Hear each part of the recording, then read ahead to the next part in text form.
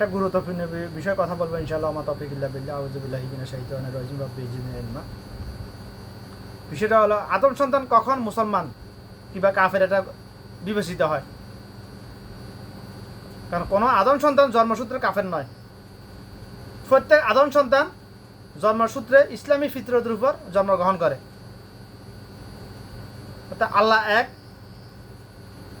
আল্লাহ অদ্বিতীয়, আল্লাহ ছাড়া কোনো মাবুদ নাই, তার সমতুল্য কেউ নাই, আসমান জমিনে সব কিছু তার মুখাপেক্ষী, তিনি কারো মুখাপেক্ষী নন। এই তাওহীদেরও স্বীকৃতি দিয়ে আদম সন্তান দুনিয়াতে আসে। দুনিয়াতে আসার পর পরিবার, সমাজ এগুলার দ্বারা প্রবাহিত হয়। কেউ হিন্দু হয়ে যায়, কেউ খ্রিস্টান হয়ে যায়, কেউ বৌদ্ধ হয়ে যায়, কেউ ইহুদি হয়, কেউ মুসলমান হয়। অর্থাৎ আদম সন্তান জন্মসূত্রে কাফের নয়, আদম সন্তান জন্মসূত্রে মুসলমানও নয় পরিপূর্ণ। আদম সন্তানকে মুসলমান বানানো লাগে, মুসলমান বনা লাগে। একটা হাদিসটা না বললে না, তলবুল ইলমি ফারিদাতুন আলা কুল্লি মুসলিমিন। দ্বীন এলেম তলব করা। দিন মানে কি? আল্লাহ পাকের একমাত্র মনোনীত দিন কি? ইসলাম। ইসলাম ধর্ম, হিন্দু ধর্ম আল্লাহ পাকের মনোনীত নয়, খ্রিস্টান ধর্ম আল্লাহ পাকের মনোনীত নয়, ওগুলো ভ্রান্ত ধর্ম। আল্লাহ পাকের একমাত্র মনোনীত দিন হলো ইসলাম। পৃথিবীতে যত নবী রাসূল আসছেন সকলের দিন হলো একটাই, ইসলাম।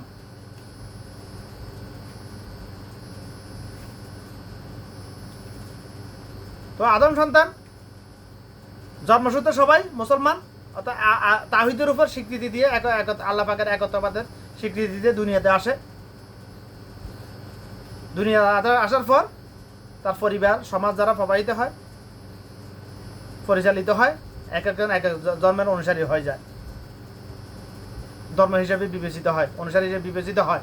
কিন্তু এখানে মূল কথা হলো আদম সন্তান জন্মসূত্রে মানুষও হয় না, জন্মসূত্রে তাওহীদের উপর ঈমান আনা, ঈমানওয়ালা এক কথা, মুসলমান হওয়া আরেক কথা। ঈমানওয়ালা তো সবাই অনেক।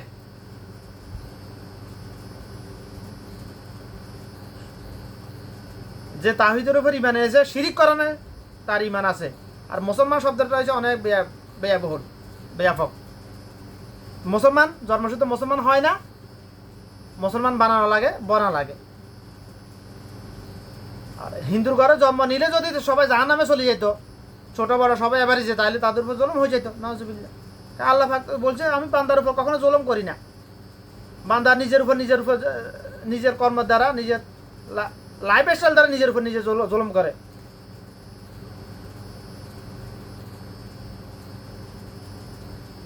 এখানে লাইফ স্টাইল বলতে কি?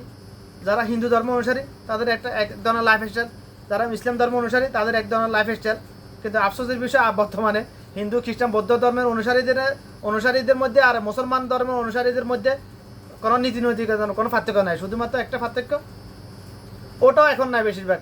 ডক্টর খন্দকার আব্দুল্লাহ জাহাঙ্গীর রহমতুল্লাহ যখন বলতেন আমার হাসি আসতো, তখন উনি বলতেন এক জায়গায় পার্থক্য পাওয়া যায়, লুঙ্গি উল্টাইলে পার্থক্য পাওয়া যায়। কিন্তু আমি তো বলি এখন ওখানে পার্থক্য নাই, পাওয়া যায় না বেশিরভাগ। এখন হিন্দু ধর্ম অনুসারীরা ওরাও সার্জারি করায়, অর্থাৎ খতনা করায়। আমরা বলি খতনা, ওরা বলে সার্জারি। খ্রিস্টানরাও এখন অ্যাভেলেবেল, ইউরোপ আমেরিকাতে ওরা 99, ওরা 100 ওরা সার্জারি করায়, খতনা করায়। তাহলে পার্থক্য লুঙ্গি উল্টাইলে এখন পার্থক্য বোঝা যায় না। পার্থক্য মুসলমান আর ইসলাম ধর্মের অনুসারী, অর্থাৎ এক আল্লাহর অনুসারী, এক আল্লাহ একত্ববাদের স্বীকৃতিতে যারা দিবে এবং যারা এটা প্র্যাকটিক্যাল মানবে, তাদের মধ্যে আর হিন্দুদের মধ্যে পার্থক্য থাকতে হবে। তাদের কথাবার্তা, লেনদেন, নীতি নৈতিকতার মধ্যে পার্থক্য থাকতে হবে, না হলে সে মুসলমান নয়। ঈমানওয়ালা ঈমান আছে, ঈমান আছে এতটুকু হতে পারে, কিন্তু সে মুসলমান নয়। এখন কি আসলে কি বর্তমানে কি হিন্দু, আমাদের পাশে হিন্দু বাড়ি, ওদের সাথে যারা আমাদের পাড়া যারা মুসলমান আছে তাদের মধ্যে কি বেমিল না মিল বেশি, সাদৃশ্য বেশি না অসাদৃশ্য বেশি? সাদৃশ্য বেশি, কথাবার্তা, লেনদেন সব সাদৃশ্য বেশি। তাহলে মুসলমান কীভাবে হইতে পারে? হয় কোথায় মুসলমান? কেমন মুসলমান তুমি, কেমন মুসলমান? গোস্ত খাওয়ার জন্য মুসলমান, গোস্ত খায় না এই জন্য হিন্দু। ওরা গোস্ত খায় না এই জন্য, গরু গোস্ত খায় না এই জন্য হিন্দু, আর এরা গরু গোস্ত খায় এই জন্য এরা মুসলমান। এত এখানে পার্থক্য শুধু। লঙ্গি উল্টালেও পার্থক্য নাই, কথাবার্তার মাধ্যমে পার্থক্য নাই, লেনদেনে ব্যবসা বাণিজ্যের মধ্যে পার্থক্য নাই। হিন্দুরা সুদ খায়, ঘুষ খায়, দুর্নীতি সাদাবাজি করে, মুসলমানেরা করতেছে। হিন্দুরা মন চাইলে পূজা করে, ওদের যার যে ধর্ম পূজা করে, না হলে মন চাইলে করে না। মুসলমানেরা করে আদম সন্তানগুলো মন চাইলে নামাজ পড়ে না, মন চাইলে পড়তেছে না বেশিরভাগ। এক মাস শুরু হলে হিন্দুরা তো চা দোকানে বসে থাকে, মুসলমান নামদারে আদম সন্তানগুলো দোকানে চা দোকানে বসে থাকে। পার্থক্য কোথায়? আচ্ছা, বাংলাদেশে দুর্নীতি সাদাবাজি সিন্ডিকেট হিন্দুরা বেশি করতেছে না মুসলমানরা করতেছে বেশি? মুসলমান নামদারে আদম সন্তানগুলো করতে। আমি মুসলমান বলতে চাই না সবাই এবারে, যে কারণ মুসলমান শব্দের বিশ্বাসও জানতে হবে তো আমার। আপনার যে জানে সে মুসলমান, যারে সবাইকে মুসলমান এভারেজে বলতে পারবে না কখনো। মুসলমান শব্দের তো অনেক বড় ব্যাখ্যা, এটার অনেক ব্যয়বহুল শব্দটার মৌলিক অর্থ। বাংলাদেশে হিন্দুরা, হিন্দু বৌদ্ধ, ওরা সবচেয়ে দুর্নীতি সাদাবাজি সিন্ডিকেট করতেছে। হজ সিন্ডিকেট কারা করতেছে? ওরা হিন্দুরা, বিধর্মীরা করতেছে না ইসলাম ধর্ম অনুসারীরা করতেছে? মুসলমান নামদারি আদর্শগুলো করতেছে, মুনাফিকগুলো করতেছে। কারা করতেছে? দুর্নীতি সাদাবাজি সিন্ডিকেট সবচেয়ে বেশি কারা করতেছে বাংলাদেশে? হিন্দু বৌদ্ধ খ্রিস্টান এরা করতেছে? চাকমারা করতেছে বেশি, নাকি মুসলমান নামদারি আদর্শ করতেছে? অবশ্যই মুসলমান নামদারি আদর্শ সন্তানগুলো করতেছে। কারণ বাংলাদেশের 90% মুসলমান নামদারি আদর্শ সন্তান। ওরা সংখ্যা গরিষ্ঠ, আর ওরা হচ্ছে বিধর্মীরা হচ্ছে সংখ্যা লঘিষ্ঠ, ওরা সংখ্যা কম, 10% সর্বোচ্চ সব ধর্মের মিলাইয়া। তাহলে কারা বেশি করতেছে? তাহলে পার্থক্য কোথায়? নাই। টিকেট সিন্ডিকেট, হজ সিন্ডিকেট কাটা করতেছে। হজ সিন্ডিকেটের সাথে জড়িত তো সবগুলো ধর্ম ব্যবসায়ী, সবগুলো ধর্ম ব্যবসায়ী, ইসলাম মুসলমান নামদারি আদর্শ না, সবগুলা ইসলাম ধর্ম অনুসারী আর সবগুলা। নাকি কোনো হিন্দু আছে হজ সিন্ডিকেটের সাথে? হ্যাঁ, হজ জাতিতে হজে আনা নেওয়ার জন্য রাহাবার কারা? কোনো বিধর্মী আছে না? সব মুসলমান নামদারি আদর্শ সন্তান। তো ওরাই তো হজ সিন্ডিকেটের সাথে জড়িত, ধর্ম ব্যবসায়ীগুলোই তো। প্রমাণ লাগবে? ওইদিকে গেলাম না, আমি স্যালার করলাম না, আমি প্রমাণ ছুটকির ব্যাপারে প্রমাণ দেওয়া কোনো ব্যাপার না। প্রমাণ দেওয়া এটাতে ধর্ম ব্যবসায়ীরা জড়িত এখানে। যারা ওয়াজ মাহফিল, মঞ্চ বানাইয়ে ওয়াজ মাহফিল করে, ধর্ম ব্যবসা করে, ওরা জড়িত এখানে। সব মিষ্টি বড্ডা কথা বলে, কোরআন হাদিসের কথা বলে, মানে মনে করে হাতের, মানে এমন ব্যবসায়ী হাতের মতো ফেরেশতা জমিনে নাই। যারা কথা তার এটা প্রকাশ করে, ওগুলো সব জড়িত হজ সিন্ডিকেটের সাথে। নাহলে একজন হাজি ঘর থেকে বের হবে, আবার ঘর থেকে ফিরে আসা পর্যন্ত খরচ হয় সর্বোচ্চ 2.5 থেকে 3 লাখ টাকা। সর্বোচ্চ 2.5 থেকে 3 লাখ টাকা। এর বেশি খরচ হওয়ার কোনো সুযোগ না। আর বাকি টাকা কে খাই দিচ্ছে? এগুলা এখানে সরকার জড়িত, ধর্ম ব্যবসায়ীগুলো জড়িত, আলেম সমাজ জড়িত। এখানে আলেম সমাজ না, এরা আবু জাহেল সমাজ। তোমরা বলো আলেম, আমি বলি আবু জাহেল। যে আল্লাহর কালাম জানে না, মানে বুঝে না, এই জন্য মানতে পারছে, তারা হচ্ছে জাহেল। যে আল্লাহর কালাম জানে বুঝে কিন্তু মানতেছে না, সে হচ্ছে আবু জাহেল। আবু জাহেলের নেয় তারা। নাম আবু জাহেল না, কর্মে আবু জাহেল। তারা কর্মে আবু জাহেল, হুবহু কর্মে আবু জাহেল তারা, কসম আল্লাহ। তো আমার মূল প্রসঙ্গ হচ্ছে আদম সন্তান কখন বিবেচিত হয় সে মুসলমান কিংবা গায়ের মুসলমান? বালেগ হবার পরে। আদম সন্তান কখন বালেগ হয়? অর্থাৎ একজন আদম সন্তান, প্রত্যেক আদম সন্তান ইসলামী ফিতরতের উপর দুনিয়াতে আসে। বালেগ হওয়ার আগ পর্যন্ত ইসলামী ফিতরতের উপর সে ঠিকই আছে, এটা বিবেচিত হয় আল্লাহর দরবারে। আমি বিভিন্ন হাদিসের সারাংশ বলতেছি এখানে, বিভিন্ন হাদিসের ব্যাখ্যাটা একত্রিত করে সারাংশ বলতেছি আমি এখানে। বালেগ হওয়ার পরে যদি কেউ মারা যায়, সে যে ধর্ম অনুসারী হবে মারা যাবে, সে অনুযায়ী তার উপর আল্লাহ তার সাথে আচরণ করবেন। কেউ যদি বালেগ হওয়ার পরে যদি পরিপূর্ণ মুসলমান হয়, দুনিয়া থেকে যায়, তাহলে তার সাথে ওইভাবে আচরণ করবে আল্লাহ পাক। আর কেউ যদি বালেগ হওয়ার পরেও যদি শিরিক করে, শিরিকে লিপ্ত থাকে, তার জন্য জাহান্নাম ওয়াজিব, চির জাহান্নামী সে। বালেগ কখন হয়? আদম সন্তান কখন বালেগ হয়? পুরুষের শুক্রাণু মেয়ে লোকের ডিম্বাণু যেদিন থেকে উৎপন্ন হয় সেদিন থেকে আদম সন্তান বালেক হয়। এক কথা আমি বলে দিছি, ব্যাখ্যা সবাই আশা করি সবাই না বুঝার কথা না, বর্তমানে যুগে না বুঝার কথা না এটা। আবার বলতেছি, পুরুষের শুক্রাণু মেয়ে লোকের ডিম্বাণু যেদিন থেকে উৎপন্ন হয় ওই দিন থেকে আদম সন্তান বালেক হয়। ওই দিন থেকে তার উপর শরীয়তের সকল বিধিবিধান কায়েম করতে হবে, ফরজ, সকল বিধিবিধান তার উপর ফরজ। হারাম হালাল, নামাজ, রোজা, হজ, জাকাত এটা হচ্ছে বেশিরভাগ মানুষের জন্য অপশনাল, ঐচ্ছিক, বাধ্যতামূলক নয়। যাকে আল্লাহ পাক মাল দিয়েছে তার জন্য বাধ্যতামূলক, ফরজ। নামাজ, জিহাদ, রোজা, এগুলো হচ্ছে সবার উপর ফরজ। এবারে যে সবার উপর বালেগ হওয়ার পর থেকে কবরে যাওয়ার আগ পর্যন্ত সবার উপর ফরজ। আশা করি কথাগুলো বোঝার চেষ্টা করবেন ইনশাল্লাহ। আর কথা লম্বা করলে আপনার এবার চিন্তা করুন আপনার সন্তান বালেগ নাকি না বালেগ।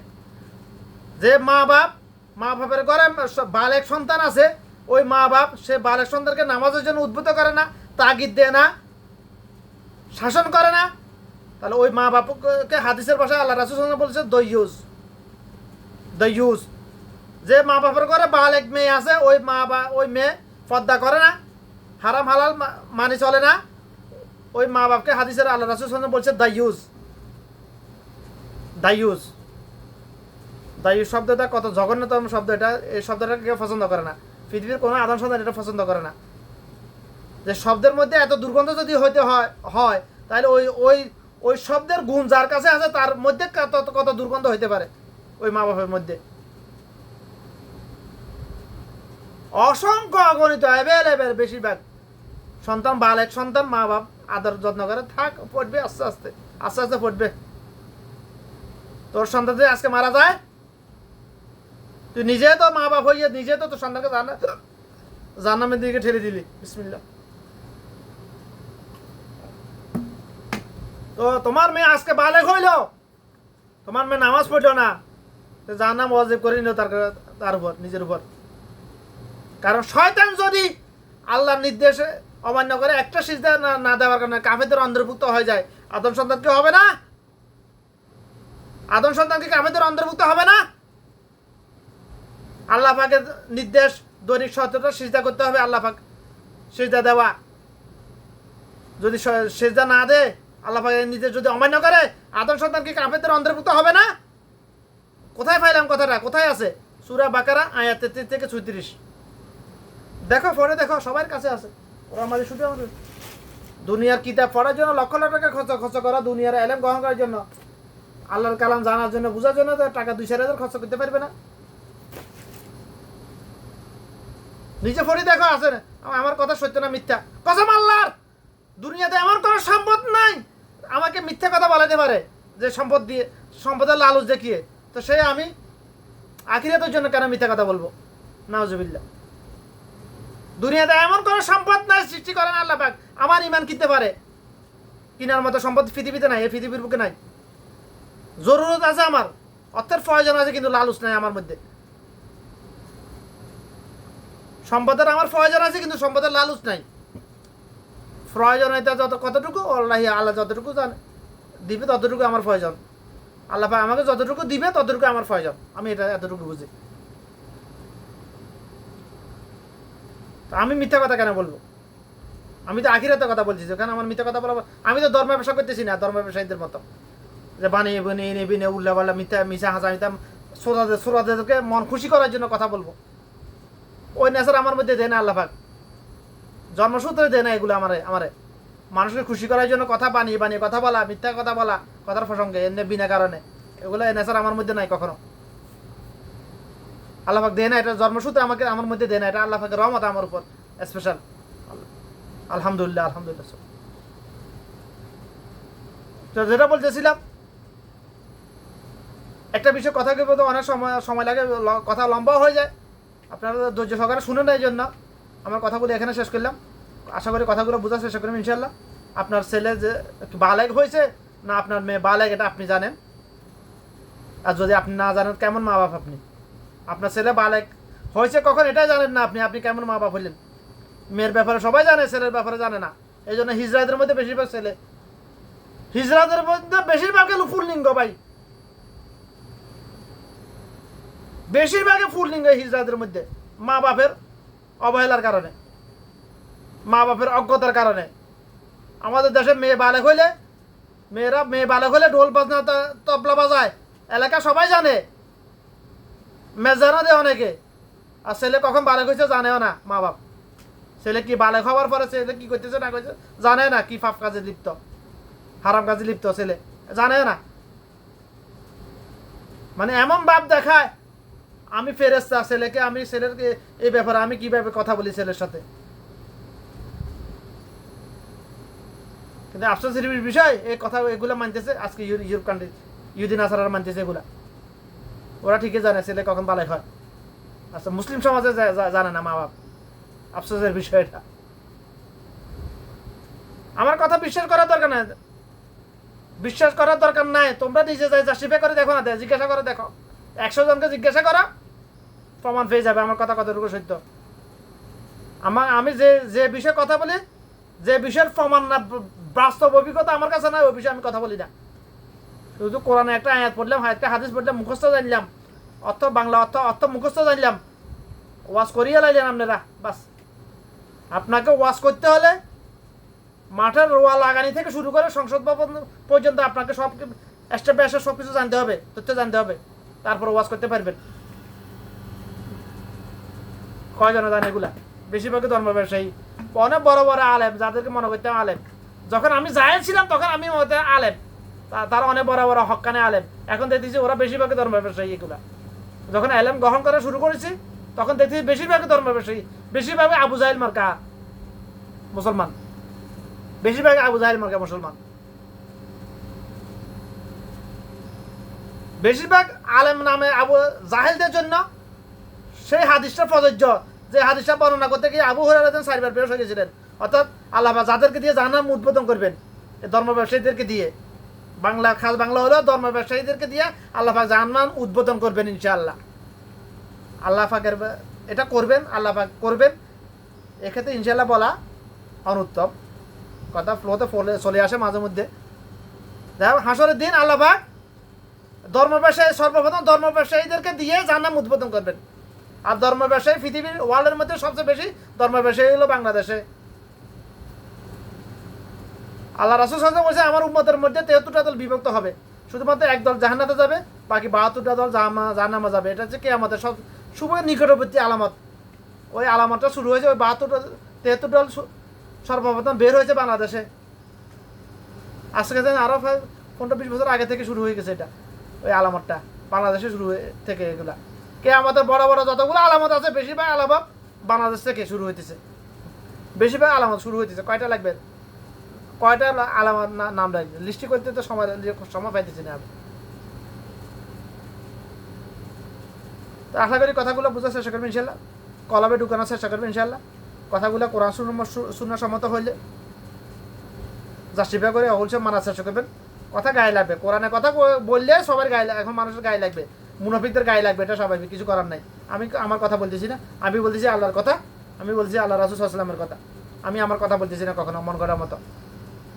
আমি ততটুকু বলি যতটুকু আল্লাহ পাক বলার আমাকে আল্লাহ পাক এলেম দে, হেকমা দে, ততটুকু আমি কথা বলি, এর বেশি কিছু বলি না। আমি যেটা বলি ততটুকু বলি, যেটা নিয়ে আমি প্র্যাকটিক্যাল প্রমাণ আমার কাছে আছে, ওইটা নিয়ে আমি কথা বলি।